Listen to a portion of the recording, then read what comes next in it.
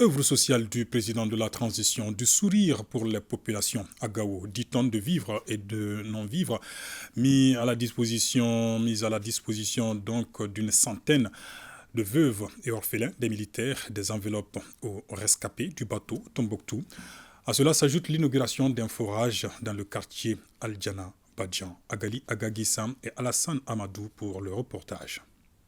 C'est la place d'armes du camp 1 de Gao qui a servi de cadre à la distribution des vivres aux 100 veuves et orphelins des garnisons de la première région militaire. Et c'est la présidente de veuve de camp qui a symboliquement reçu le premier kit alimentaire des mains de l'émisseur du président de la transition, Agibou Dambili. Cette donation n'est pas la première. Ce geste nous va droit au cœur. Les 10 tonnes de vivres sont composées de sacs de riz, de mil et de bidons d'huile. Au nom de toutes les légitimités traditionnelles de notre région, des populations toutes communautés confondues, des autorités administratives, militaires et sécuritaires de la région, de vous demander de transmettre tous nos remerciements, population et forces de défense de la région de Gao, à M. le Président de la Transition, pour tout ce qu'il a fait pour Gao, en termes de forage, en termes de distribution de vivres, en termes de soins, et en termes d'approche par rapport à tous nos blessés depuis tant d'événements qui se sont passés dans notre région.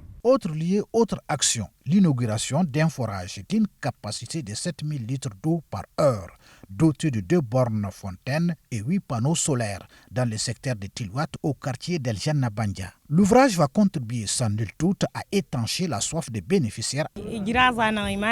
Auparavant, les travaux ménagers étaient pénibles avec les longues corvées d'eau, nous préparons en retard. Aujourd'hui, c'est un triste souvenir avec la réalisation de ce forage. Nous avons de l'eau potable gratuitement près de nos concessions. Nous remercions le président de la transition, Assimi Goïta. Ce sentiment doit être partagé partout.